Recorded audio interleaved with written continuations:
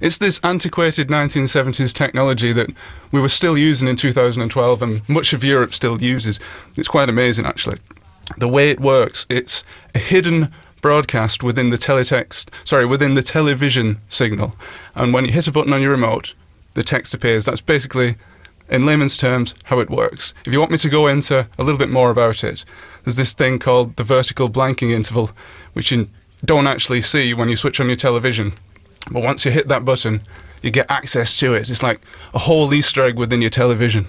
The vertical blanking interval, amazing. There's lots of TV that I would like to be vertically blanked, frankly. But I think all I remember about it is that if your picture wasn't set up right, you could see the little dots wandering across the top of the screen, little white dots, and they were the code that set up these very crude, blocky pictures. But Juha, you've decided that this can still be art. Well, anything can be art, but I think teletext can be particularly beautiful art because it's aesthetically really, especially for nowadays, when you're used to seeing all kind of high definition videos and stuff like that, to see something really basic and blocky and stuff with bright colors. Actually, anything you do in teletext looks quite good nowadays. That's what I think. Dan, describe a couple of the images. Well, at its heart, teletext is very basic, it's very blocky, and if you see it, you'll probably recognise it from old 80s style computing, British home computing like the Sinclair ZX Spectrum, the Amstrad CPC and things like that. So there's that automatic connection with that time period, especially for us British people, I'd say. Juha, you can make things move. I'm looking at a cat that's waving at me. Yes, one of the special effects, I think one of the only ones, is this blinking effect you can have. And it's a real eye-catcher in our festival. Who transmits teletext? Which countries still do it? We used to have it in Britain, and you could get news pages, you could get the travel news, the weather.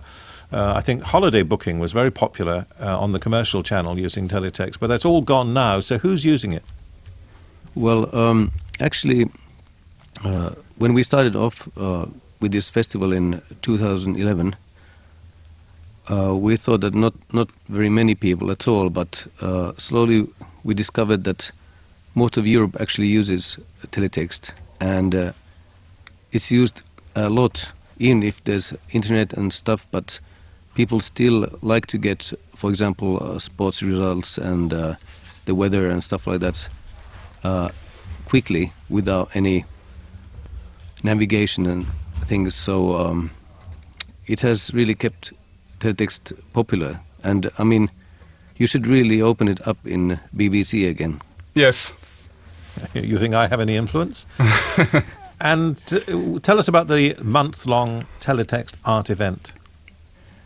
Well, the thing is that it's actually quite big now. We've got it in ARD, which is German national TV, Austrian TV, Swiss TV, and Arte channel. So it's going to be broadcasted to millions of homes, and actually, in my view, the true place to see teletext art is your home, and in a way, our festival turns every home into a teletext art gallery. And you can reach it by just pressing a button in your remote control. The top TVs that you can buy in the shops these days have 4,000 pixels. How many have you got on teletext? Far fewer, but I will say that teletext is the original HD format. How come? Because no matter how large you blow it up on HD TV, it'll still come through as crystal clear HD. It's pretty good for the 70s, isn't it?